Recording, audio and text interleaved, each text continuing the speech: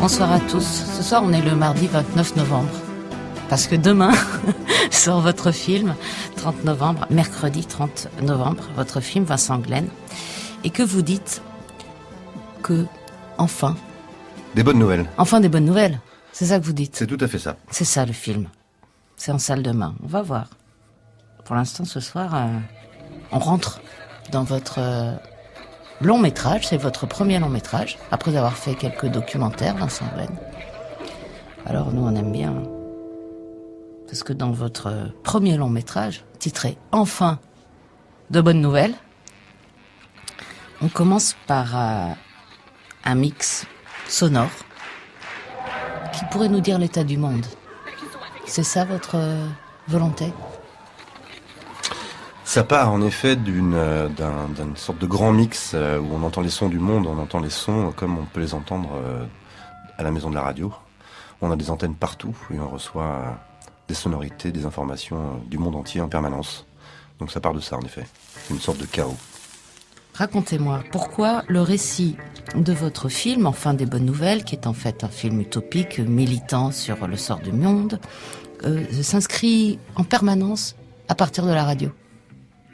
La question de la place de la radio dans le film, c'est une place d'abord dramaturgique. C'est simplement, ça me permettait de raconter le monde à la fois en direct, donc au plus près du présent, et en même temps de jouer avec des flashbacks qui, en l'occurrence, remontent à plus de 8 ans.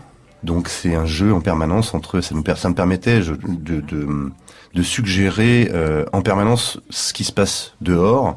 Et c'est un des objectifs du film, d'aller chercher des imaginaires et de voir en quoi on pourrait déverrouiller peut-être certains imaginaires du côté du politique et de l'économie notamment.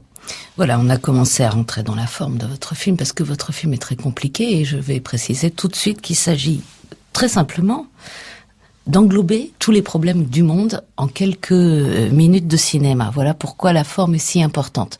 Mais le fond, le sujet, c'est une tentative de faire un film militant, paré des attributs du plaisir et du divertissement en quelque sorte. Donc vous voulez faire un film militant, mais vous avez essayé de trouver une forme pour parler de toutes les causes qui vous intéressent.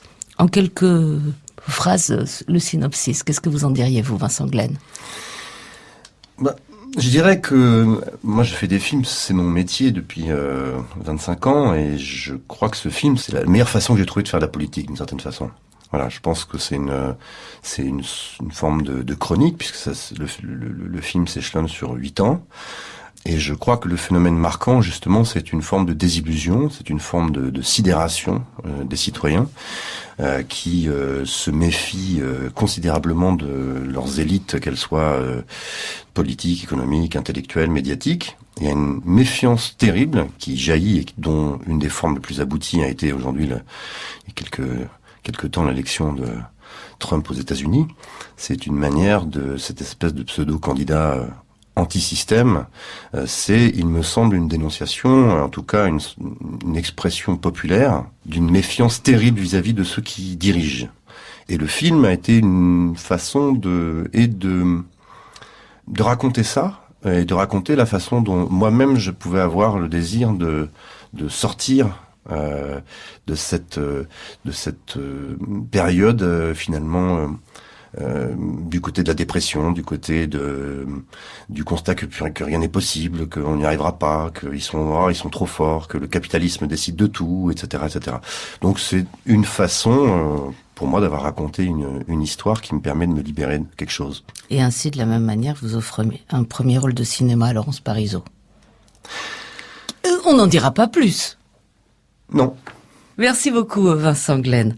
Enfin de bonnes nouvelles, c'est le titre de votre film. Il sort en salle demain, 30 novembre. Renseignements sur franceculture.fr, à la page de notre émission. Les carnets de la création. Daphné Abgral, Mathias Breteau, Jason Taus, Charlotte Rouault. De la Vigne 21h, vous êtes à l'écoute de France Culture et dans un instant, la dispute d'Arnaud Laporte.